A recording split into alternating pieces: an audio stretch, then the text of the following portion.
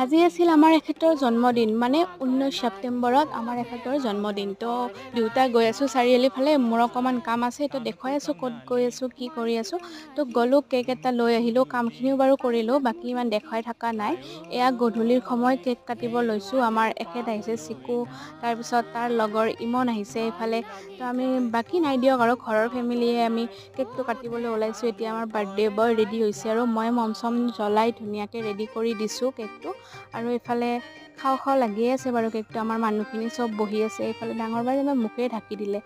তাৰপিছত ধুনীয়াকৈ ইয়াৰ কেক কটাৰ সময় আহি গ'ল পপিও আহি পালে এইফালে কেক কাটিলে আৰু আমি এনেকৈ সৰু সুৰাকৈ বাৰ্থডে চেলিব্ৰেশ্যন কৰিলোঁ দুপৰীয়া সময়ত বাৰু মন্দিৰত নাম ধৰিছিলে মই যাব নোৱাৰিলোঁ কিবা অকণমান অসুবিধাৰ কাৰণে আপোনালোকক দেখুওৱা নহ'ল সেইকাৰণে এইফালে কেক চেক ধুনীয়াকৈ খালোঁ আৰু এইফালে গিফ্টো পালে ৰাইজ দেখিছেনে বাৰ্থডে বুলিলে সেইকাৰণে ফাইদা আৰু গিফ্ট পোৱা যায় এইফালে ইমন